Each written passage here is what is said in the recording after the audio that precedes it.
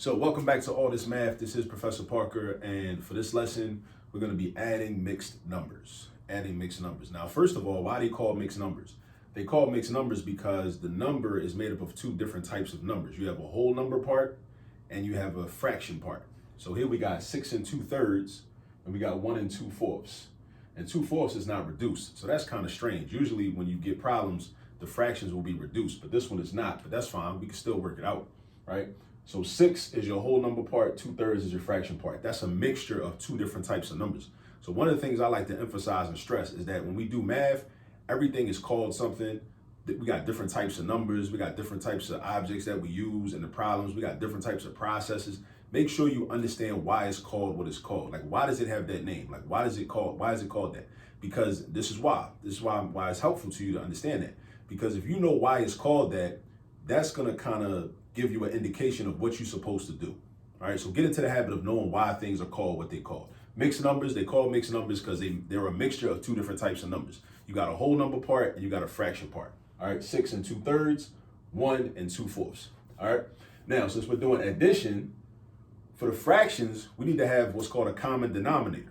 Common denominator, meaning the fractions got to have the same denominator. Now, if you probably remember, the top number in the fraction is called the numerator. The bottom number in the fraction is called the denominator, right? So here we got 2/3 and we got 2/4. These denominators are different. That's a 3, that's a 4. That's a 3, that's a 4. That's different. That's a problem, but that's a slight problem. We can fix that, all right? So this is what I would do. Oh, and another thing, we don't got to worry about the whole numbers just yet. We don't got to worry about the whole numbers just yet. We're going to worry about the fractions first, and then we're going to add everything together. We're going to get our common denominators and then add everything together. Now, in order to create a common denominator, what we got to do is really we got to look for equivalent fractions. So we're looking for a fraction that's the same, that represents the same value as 2/3, but it's got a different denominator. And we're looking for a fraction that's got the same value as 2/4, but it's got a different denominator. Now, the first thing I got to think about is this. If I'm looking for a common denominator, what I want to know is what number can 3 and 4 both multiply into in order to, that they both can multiply into, and what's the smallest number they both can multiply into? I know that number is 12 because I know my multiplication facts.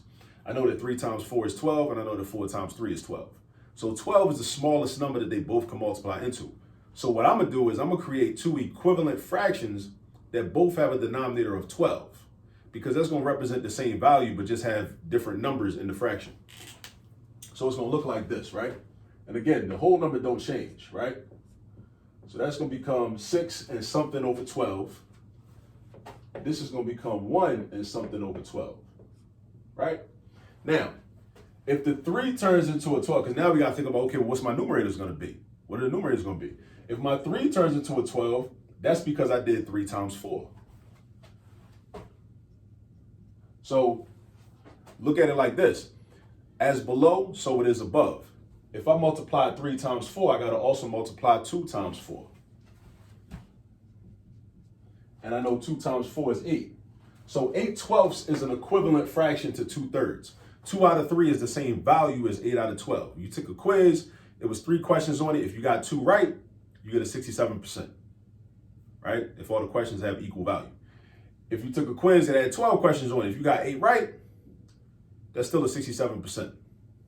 Even though it's more questions, you got the same fraction of the questions correctly, or correct. All right. Now down here, it's 2/4. 2/4, 4 changes into a 12 by being multiplied by 3. So if 4 times 3 is 12, as below, so it is above. As below, so it is above. So I'm gonna also multiply the 2 by 3. It gives me a 6. So now I got common denominator. So now I can actually do the addition. So now what I'm gonna do is this. Now I add the whole numbers together, the 6 and the 1. 6 plus 1 is 7. So I write that. And then I add the numerators because I'm adding up all the 12ths. How many 12ths do I have? I got 8 of them up here and I got 6 of them down here. So 8 12ths plus 6 12ths all together, that's 14 12ths. So I got 7 and 14 12ths, but that's a problem because 14 12ths is an improper fraction, all right? That's not reduced, that's not simplified enough. So we want to convert that to a mixed number, 14/12. It's a couple things we could do right now. Like I could straight up and just go in and just convert 14/12 into a mixed number right away, right? The way to do that is this. How many times is 12 going to 14? One time. With how many left over? 2. So 2 is going to be my numerator. And what's my denominator? It was 12. It's still 12. 1 2/12, right? Now I can reduce that.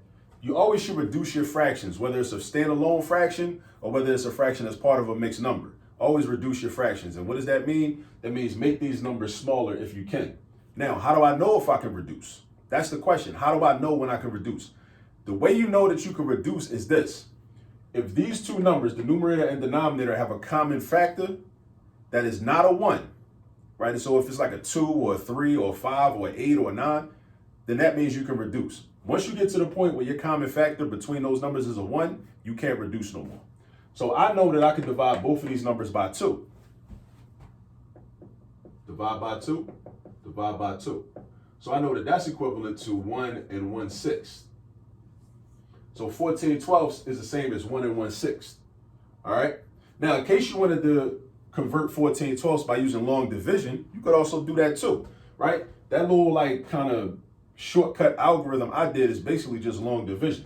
Because if you do 14 divided by 12, you draw your vinculum. That's what that's called. It's called a vinculum, in case you was wondering, right? The dividend is the top number. The numerator is the dividend. The numerator is the dividend. That goes underneath of the vinculum. The denominator is the divisor. The denominator is the divisor. The divisor is the denominator. That goes outside the vinculum. And then you say, okay, well, how many 12s can fit into 14? 1.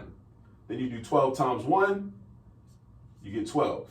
Then you subtract, you get 2. There are no other numbers I can bring down, so 2 is my remainder. So I got 1 remainder 2.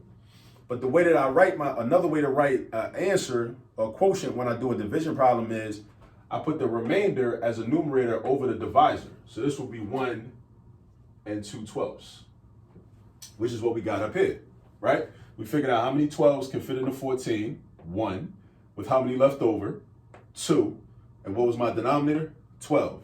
So 1 2/12 is what I got, right? So 1 2/12, and when I reduce it, I got 1 1/6. So now because of that, this means that 7 14/12 is really 7, and notice I said and means addition. So that's like saying 7 plus 1 1/6, because 14/12 is the same thing as 1 1/6. So this is like doing 7 plus 1 1/6. So 7 plus 1, you add the whole numbers together, and that gives you 8, and then you keep the fraction 8 1/6, right? So that's the final answer, 8 1/6, 8 1/6. Now it's another way I could have worked with this. Now let's say I got right here 7 14/12, right? I could have reduced this fraction right away instead of dividing it, instead of just converting it to a mixed number. I could have reduced it first, and if I reduced it first, again, let's say I got 7 14/12, right? I could reduce this because 14 and 12 both have a common factor of 2, right? You reduce until your common factor between the numbers is a 1. Like right here, this 1/6. 1 and 6 have a common factor of 1. There's no other number you can divide by 1 and by 6, all right, evenly, all right? I can't divide 1 by 2 and get a whole number. I can't divide by 1 by 3 and get a whole number, or nothing like that. So 1 is their common factor. Once 1 is your common factor between your numerator and your denominator, that's how you know you can't reduce no more. But you should always try to reduce fractions. So right here, if I want to reduce this fraction, I could divide the 14 by 2, and I could divide the 12 by 2. So that gives me 7 7/6. Now 7/6 is reduced all the way, but 7/6 is an improper fraction. So I'm gonna convert this to a mixed number, just a 7/6. So 7/6 is the same thing as 6 goes into 7 one time. So that's my whole number. The difference between 7 and 6 is 1. Because if you got one group of 6s can fit into 7, there's 1 left over. Because there's a whole group of 6s that fits into 7 with 1 left over. Because 7 minus the 6 that fit is 1. So that 1 left over is my numerator. And then the denominator stays the same. That's going to be 1 1/6. So now we still got 7, and 7/6 is still the same thing as 1 1/6. It's still the same thing. Just like 14/12 ended up being the same thing as 1 1/6. So another way to look at that is still 7 plus 1 1/6, which is still 7 plus 1. Add the whole numbers together. You got 8 1/6. So either way we do it, we get 8 1/6.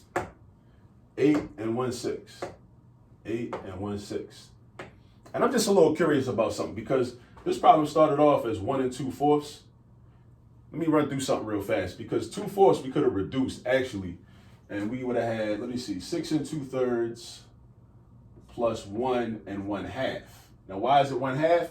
Because 2 and 4 have a common factor of 2. So 2 divided by 2 gives me 1. 4 divided by 2 gives me 2. All right, just think about pizza, right? If you got a small pizza, it's got 4 slices. If you eat 2 of the slices, then you ate half of the pizza. So 2/4 and 1/2 are equivalent. They're the same thing. They are equivalent fractions. They're different numbers, but they're equivalent fractions. All right, so now 6 2/3 plus 1 1/2. Then I could convert this into, let me see something, 6 and, let me see, 4 6 and 1 3/6. Now, how do I know that?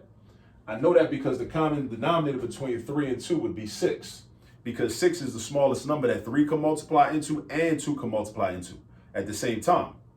All right. So, and then where did 4 come from? If 3 times 2 equals 6, 2 times 2 equals 4. So that's where the 4 6 comes from.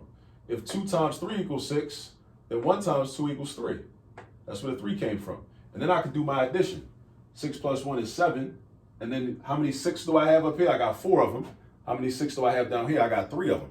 So 4 of them plus 3 of them gives me 7 of them. So I got 7 and 7 6.